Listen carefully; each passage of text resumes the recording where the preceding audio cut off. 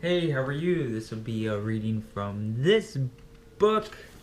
It'll be page 23, the section on intelligence, and keep going for about 10 minutes.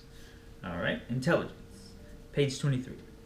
Intelligence or intellectual ability is positively related to leadership, Sternberg in 2004. Based on their analysis of a series of recent studies on intelligence and various indices of leadership, Zaccaro and others in 2017 found support for the finding that leaders tend to have higher intelligence than non-leaders. Having strong verbal ability, perceptual ability, and reasoning appears to make one a better leader. Jacquard and Antonakis in 2015. Although it is good to be bright if the leader's IQ is very different from that of the followers, it can have a counterproductive impact on leadership. Leaders with higher abilities may have difficulty communicating with followers because they are preoccupied or because their ideas are too advanced for their followers to accept.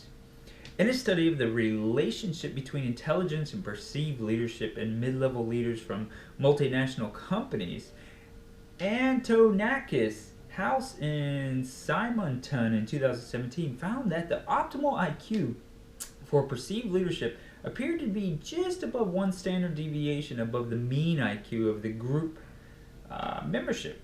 Their study found a curvilinear relationship between IQ and perceived leadership. That is, as IQ increased, so did perceived leadership to a point, and then the IQ had a negative impact on leadership. Stated another way, it is good for a leader to be intelligent, but if the intelligence scores become too high, the benefits appear to taper off and can become negative. An example of a leader for whom intelligence was a key trait was Steve Jobs, founder and CEO of Apple, who died in 2011. Jobs once said, "I have this really incredible product inside of me and I have to get it out." Scully 2011, page 27. Those visionary products, first the Apple II and Macintosh computers, and then the iMac, the iPod, the iPhone, and the iPad, revolutionized the personal computer and electronic device industry, changing the way people play and work.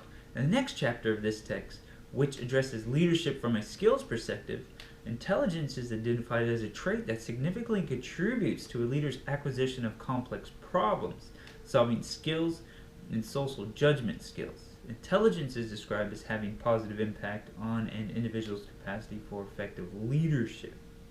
Self-confidence is page 24. Self-confidence is another trait that helps one to be a leader. Self-confidence is the ability to be certain about one's competency and skills. It includes a sense of self-esteem and self-assurance and the beliefs that one can make a difference. Leadership involves influencing others, and self-confidence allows the leader to feel assured that his or her attempts to influence others are appropriate and right. Again, Steve Jobs is a good example of self-confident leaders. When Jobs described the devices he wanted to create, many people said they weren't possible, but Jobs never doubted his products would change the world, and despite resistance, he did things the way he thought best. Jobs was one of those CEOs who ran the company like he wanted to.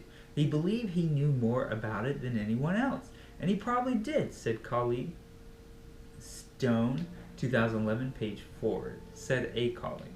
Determination. Many leaders also exhibit determination. Determination is the desire to get the job done and includes characteristics such as initiative, persistence, dominance, and drive. People with determination are willing to assert themselves, are proactive, and have the capacity to preserve it in the face of obstacles. Being determined includes showing dominance at times and in situations where followers need to be directed. Dr. Paul Farmer has shown determination in his efforts to secure health care and eradicate tuberculosis for the very poor of Haiti and other third world countries. He began his efforts as a recent college graduate, traveling and working in Cange, Haiti. While there, he was accepted to Harvard Medical School. Knowing that his work in Haiti was invaluable to his training, he managed to do both, spending much traveling back and forth between Haiti and Cambridge, Massachusetts for school. His first effort, and I wonder how you say that, change Haiti was to establish a one-room clinic where he treated all comers and trained local healthcare workers. Farmer found there was more to providing healthcare than just dispensing medicine. He secured donations to build school, houses, and communal sanitation and water facilities in the region. He spearheaded vaccinations of all the children in the area, dramatically reducing malnutrition and infant mortality. In order to keep working in Haiti, he returned to America and founded Partners in Health, a charitable foundation that raises money to fund these efforts. Since its founding, Partners in Health not only has succeeded in improving the health of many communities in Haiti, but now he projects in Haiti, Lesotho, Malawi, Peru, Russia, Rwanda, and the United States, and supports other projects in Mexico and Guatemala. Integrity. Integrity. Another of the important leadership traits is the quality of honesty and trustworthiness. People who adhere to a strong set of principles and take responsibility for their actions are exhibiting integrity. Leaders with integrity inspire confidence in others because they can be trusted to do what they say they are going to do. They are loyal, dependable, and not deceptive. Basically, integrity makes a leader believable and worthy of trust. In our society, integrity has received a great deal of attention in recent years. For example, as a result of two situations, the position taken by President George W. Bush regarding Iraqis' alleged weapons of mass destruction and the impeachment proceedings during Bill Clinton's presidency, people are demanding more honesty of their public officials. Similarly, scandals in the corporate world, Enron and WorldCom, have led people to become skeptical of leaders who are not highly ethical. In the educational arena, new K through 12 curricula are being developed to teach character, values, and ethical leadership. For instance, see the Character Counts program developed by the Josephson Institute of Ethics in California at www.charactercounts.org, and the Pillars of Leadership program taught at the J.W. Fanning Institute for Leadership Development in Georgia at www.fanning.uga.edu. In short, society is demanding greater integrity of character in its leaders. One more section for Sociability, page 25. A final trait that is important for leaders is sociability. Sociability is a leader's inclination to seek out pleasant social relationships. Leaders who show sociability are friendly, outgoing, courteous, tactful, and diplomatic. They are sensitive to others' needs and show concern for their well-being. Social leaders have good interpersonal skills and create cooperative relationship with their followers. An example of a leader with great sociability skills is Michael Hughes, a university president. Hughes prefers to walk to all of his meetings because it gets him out on campus where he greets student, staff, and faculty. He has lunch in the dorm cafeterias or student unions and will often ask a table of strangers if he can sit with them. Students rate him as very approachable, while faculty say he has an open-door policy.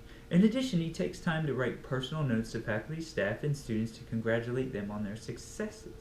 Although our discussion of leadership traits has focused on 5 major traits: intelligence, self-confidence, determination, integrity, and sociability, the list is not all-inclusive. While other traits indicated in Table 2.1 are associated with effective leadership, the 5 traits we have identified contribute substantially to one's capacity to be a leader. Until recently, most reviews of leadership traits have been qualitative. In addition, they have lacked a common organizing framework. However, the research described in the following section provides a quantitative assessment of leadership traits that is conceptually framed around the 5-factor model of personality. It describes how 5 major personality traits are related to leadership. Cool. Finishing that off on page 26. Leadership. Northouse. Or is it Northouse? Or is it Northouse? See ya, bye.